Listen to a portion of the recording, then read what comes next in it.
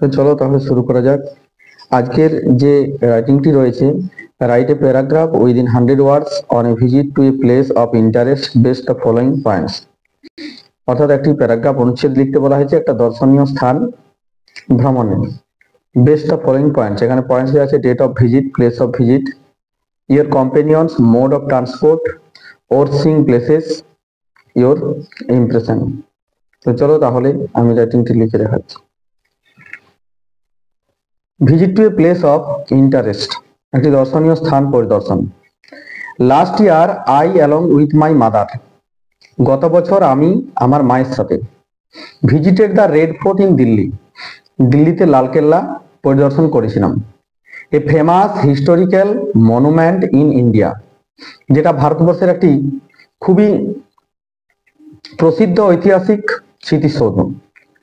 We started our journey by train, আমরা আমাদের যাত্রা শুরু করেছিলাম ট্রেনে। অন 25 ডিসেম্বর 2024, 25 ডিসেম্বর 2024 এই তারিখে। We reached at Delhi platform next day, আমরা পরের দিন দিল্লি প্ল্যাটফর্মে পৌঁছেছিলাম। Then we hired a taxi to reach the hotel, তারপর আমরা একটা ট্যাক্সি ভাড়া করেছিলাম সেই হোটেলে পৌঁছাতে, হুইচ ওয়াজ বুকড, যেটা আগে থেকে অগ্রিম বুক করা ছিল। After getting fresh and taking our meal, আমাদের মানে ফ্রেশ হয়ে এবং সকালে খাবার খেয়ে, we set out next day, আমরা পরের দিন রওনা হয়েছিলাম বা বেরিয়ে পড়েছিলাম টু সি দ্য মনুমেন্ট, এই সৌধটি দেখতে। It was build by the Mughal empire Shahjahan, এটা নির্মিত ছিল মুঘল সম্রাট শাহজাহানের দ্বারা। দিস মেসিভ ফোর্ট, এই বিশাল কেল্লাটি বা দুর্গটি, stands as a symbol of India's rich history, ভারতের ইতিহাসের একটা কি না ঐতিহ্য সিম্বল বহন করে বা সিম্বল হয়ে রয়েছে, প্রতীক হয়ে রয়েছে। উই রিচ দেয়ার, আমরা সেখানে পৌঁছেছিলাম। As I walked through its grand gates, যখন আমি এই সুবিশাল ফটকগুলোর মধ্য দিয়ে হেঁটে যাচ্ছিলাম, I could feel the weight of the past, আমি সেই অতীতের ভারগুলো অনুভব করতে পারছিলাম। দ্য রেড স্যান্ডস্টোন ওয়ালস, সেই লাল মানে লাল বেলে পাথরে তৈরি দেওয়ালগুলো। ইন্ট্রিকেট কার্ভিং, সেই সুচারু খোদাই। অ্যান্ড স্প্রলিং গার্ডেন্স, এবং বিস্তৃত উদ্যানগুলো ওয়ার মেসমেরাইজিং, মানে মন্ত্রমুগ্ধ করছিল। ইনসাইড আই এক্সপ্লোরড দ্য দেওয়ানি আম, আমি ভিতরে পরিদর্শন করেছিলাম কোনটা দেওয়ানি আম, হোয়ার এম্পায়ারস অ্যাড্রেস দ্য পাবলিক, যেখানে সম্রাটরা কি বক্তৃতা দিতেন সাধারণ মানুষদের, জনগণদের।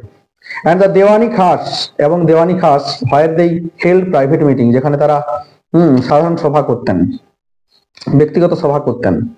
দ্য ক্রাফটসম্যানশিপস অন দ্য ওয়ালস, সেই সুচারু কারুকার্য দেওয়ালের, ওয়াজ ট্রুলি অ্যামাজিং, সত্যিই খুব আশ্চর্যজনক ছিল। শোয়িং ডেলিকেট ফ্লোরাল ডিজাইন, সুন্দর ফুলের নকশা। অ্যান্ড প্রিসিয়াস স্টোন ইনলেজ, এবং ভাস্কর্য সুন্দর ছিল, অসাধারণ।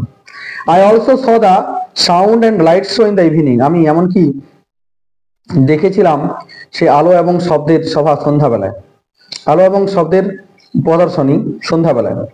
Which narrated the forts glorious history, যেটা বর্ণনা করে সেই কেল্লার কি না ইতিহাস, গ্লোরিয়াস সেই সুন্দর ইতিহাস।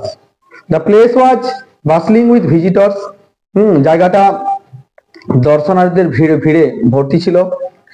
And I feel proud to witness a site, এবং আমি খুব গর্বিত বোধ করছিলাম এরকম একটা জায়গার সাক্ষী হতে পেরে। So deeply connected to India struggle, যেটা ভারতের স্বাধীনতার লড়াইয়ের সাথে, ফর ইন্ডিপেন্ডেন্স, স্বাধীনতার লড়াইয়ের সাথে মানে এত গভীরভাবে জড়িত। The trip was both educational and inspiring, এই জায়গাটা, এই ভ্রমণটা সত্যিই শিক্ষামূলক ছিল এবং একটা অনুপ্রেরণামূলক ছিল আমার কাছে।